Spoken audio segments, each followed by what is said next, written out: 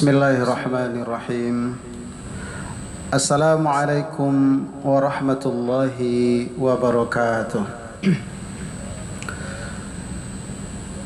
Alhamdulillahilladzi anzala al-Qur'an hudan lin-nasi wa bayyinatin minal huda wal furqan. Ashhadu an la ilaha illallah wa ashhadu anna Muhammadan abduhu wa rasuluh. Nabil Mustafa Muhammadin sallallahu alaihi wasallam. Qala Allah Ta'ala fi kitabihil karim, a'udzu billahi minasy syaithanir rajim. Bismillahirrahmanirrahim. Alam ya'ni lil ladzina amanu an takhsha'a qulubuhum li dzikrillah wa ma nazala minal haqq. ولا يكونوا كالذين أوتوا الكتاب من قبل فطال عليهم الأمد فقست قلوبهم وكثير منهم فاسقون. Surat Al-Hadid, surat ke-57 ayat ke-16. Kaum muslimin, kaum muslimat sidang jamaah zuhur yang dimuliakan Allah Subhanahu wa taala. Setelah kita memuji bersyukur kepada Allah, kita juga berdoa agar salawat dan salam kita semoga dicampaikan kepada junjungan kita yakni Nabi besar Muhammad sallallahu alaihi wasallam. Beliaulah contoh teladan buat kita dalam semua dimensi kehidupan. Dalam urusan pribadi, keluarga, masyarakat, berbangsa ataupun bernegara. Dalam urusan sosial kemasyarakatan, apalagi dalam urusan beribadah, taqarrub kepada Allah Subhanahu wa taala. Firman Allah Subhanahu wa taala yang terdapat dalam surah Al-Hadid ayat ke-16 adalah firman dalam bentuk evaluasi atau teguran kepada kita, yang dalam bahasa Arab dinamakan dengan itab, celaan Allah Subhanahu wa taala kepada kita, menggugah kita agar tersadar.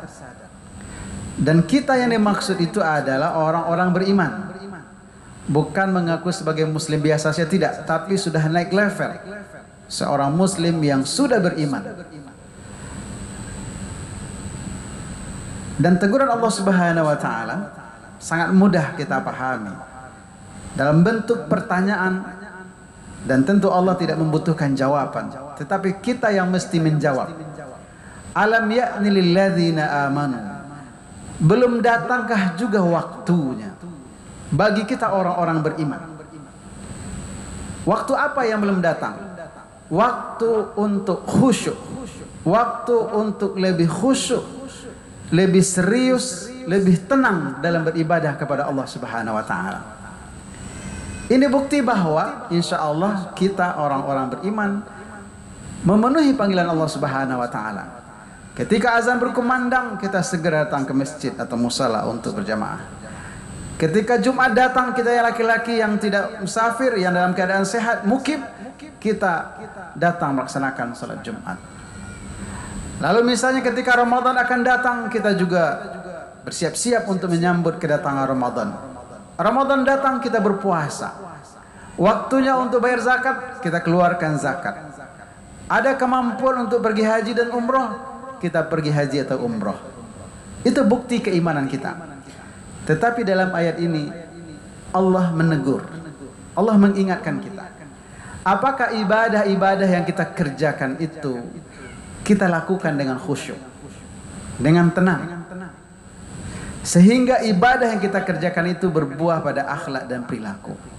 Atau mohon maaf, naudzubillah min dzalik, kita yang sudah mukallaf, sudah balik berakal sejak 30-40 tahun yang lalu, tetap saja menjalankan perintah Allah dalam kerangka pendekatan ilmu fikih, hanya sekedar menggugurkan kewajiban. Kita penuhi syarat dan rukun seperti sholat misalnya, kita penuhi syarat dan rukunnya, tapi apakah sholat yang kita kerjakan meresap ke dalam jiwa kita, lalu nanti pada akhirnya berbuah kepada akhlak dan perilaku? Karena sesungguhnya ibadah yang diinginkan oleh Allah adalah berbuah pada akhlak dan perilaku. Itulah makna dari firman Allah, inna sholata tanha anil fahsya'i wal munkar. Salat yang kita kerjakan seharusnya berbuah pada akhlak dan perilaku, mencegah diri kita, mencegah lisan kita dari perbuatan keji dan mungkar. Kenapa? Karena rangkaian salat yang kita kerjakan sejak takbiratul ihram sampai salam adalah kalimat-kalimat thayyibah, kalimat-kalimat yang baik, kalimat-kalimat yang positif. Apalagi kalau seandainya lafaz yang kita keluarkan, ayat yang kita baca, doa atau zikir yang kita baca itu kita tadabburi, kita resapi, pasti akan mendatangkan ketenangan jiwa, ketenangan batin, lalu kita terjemahkan dalam bentuk akhlak dan perilaku. Maka wajar Allah mengingatkan kita, alam ya'ni lilladzina amanu an takhsha'a qulubuhum.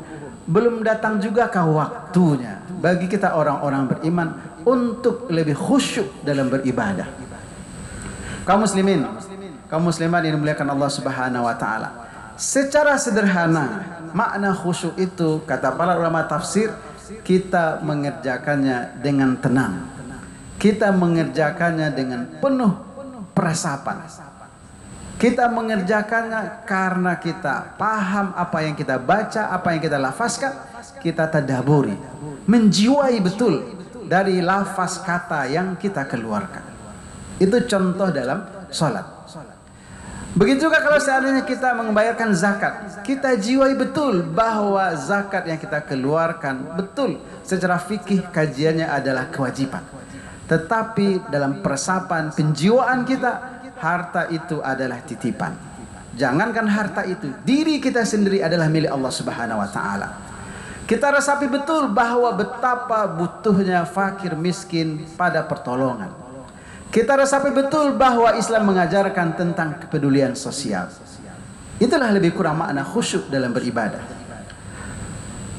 Maka wajar Allah mengingatkan atau menegur kita. Karena mungkin kita dengan kesibukan dunia, dengan urusan pribadi kita, bahwa kewajiban itu kita tunaikan, mungkin, maaf sekali lagi, mungkin hanya sekedar menggugurkan kewajiban. Syarat dan rukunnya terpenuhi, maka secara kajian fikih sahkah ibadah itu? Sah. Seperti sholat misalnya, kita dalam keadaan bersih, suci, sholat menghadap kiblat, menutup aurat, udah selesai, sah. Tapi apakah sholat itu berbuah pada akhlak perilaku kita? Maka wajar Allah mengingatkan kita, kalau seandainya belum datang juga waktunya, kira-kira kapan lagi kita menikmati beribadah, kita khusyuk beribadah? Andai dalam 11 bulan ini mungkin kita menjalankan ibadah, kita ambil contoh ibadah yang paling utama, sholat, kita ulang-ulang sekali lagi, sholat, karena dia adalah ibadah yang utama yang akan dihisab di hari kiamat kelak. Maka ada momentum Ramadan, 10 atau 13 hari lagi kita akan bertemu dengan Ramadan. Apakah kita beribadah di bulan Ramadan juga sekedar menggugurkan kewajiban? Kita tahan haus dan lapar dari terbit fajar sampai tenggelam matahari. Lalu setelah maghrib kita lampiaskan hawa nafsu kita. Siapa yang rugi? Bukan orang lain, kita pribadi. Karena sesungguhnya ibadah yang diinginkan Allah bukan sekedar menggugurkan kewajiban, tetapi kita meresapinya, kita menjiwainya, kita memaknainya, menyatu dalam hati sanubari pikiran kita, lalu dia berbuah pada akhlak dan perilaku. Dan perlu kita mengambil ibrah atau pelajaran. Kepada siapa? Umat sebelum kita. Allah ingatkan, dulu ada namanya kelompok yang diberikan Alkitab. Siapa mereka? Bani Israel. Bagaimana mereka? Mereka bukan saja tidak khusyuk, mereka malah menjadi keras, kasar hati mereka. Bahkan mereka menentang Allah Subhanahu wa taala. Kenapa? Karena umur yang panjang yang Allah berikan kepada mereka. Seharusnya karunia Allah dalam bentuk umur, dalam bentuk kesehatan semakin mendekatkan kita kepada Allah Subhanahu wa taala. Tetapi itulah godaannya buat kita.